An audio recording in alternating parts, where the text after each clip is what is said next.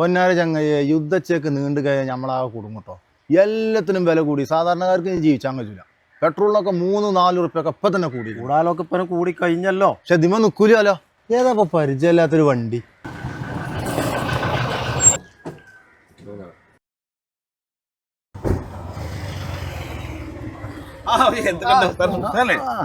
ദിനേശ ദുബായിന്ന് എപ്പോഴാന്ന്? എത്ര മാസം ലീവ് ഉണ്ട്? ഇനി എന്താ പോണ്? ഇന്നലെ 9 എത്തി, 3 മാസം ലീവ് ഉണ്ട്. അത് കഴിഞ്ഞപ്പോ അല്ല ദിനേശ, ഈ ചൊറപ്പോസ്റ്റൊക്കെ മറന്നോ?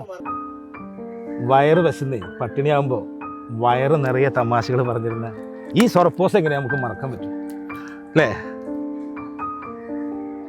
സുഖോ എന്താ സുഖോ സുഖം തന്നെ അല്ലേ?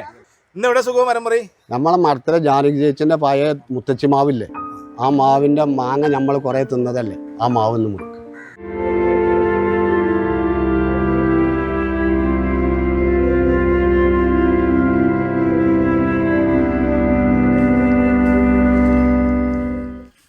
സുഖോ, ഇതിപ്പോൾ 4 മണിയാകുമ്പോഴേക്ക് വെട്ടിത്തീരുമോ? ഞങ്ങൾക്ക് മറ്റേ സ്ഥലത്ത് നിന്ന് ലോഡ് ആയിട്ട് വണ്ടി ഇവിടെ വരും, അപ്പോൾ കയറ്റായിരുന്നു. പരമാവധി നോക്കാം നമ്മള്, കയ്യണ്ടിയാണ്.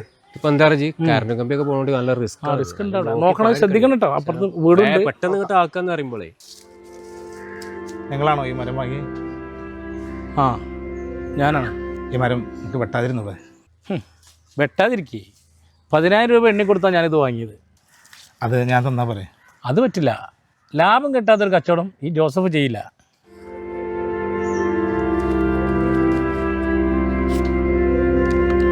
$20,000 വെച്ചോളൂ.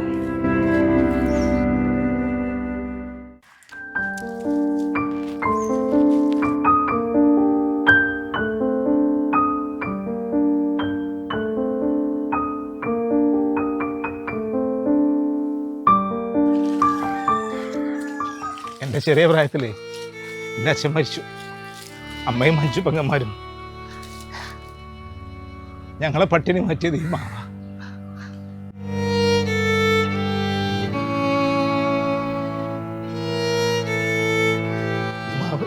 എനിക്ക് എൻ്റെ അച്ഛനെ പോലെ ഇത് ഞാൻ ഒരിക്കലും വെട്ടാനായിക്കൂല.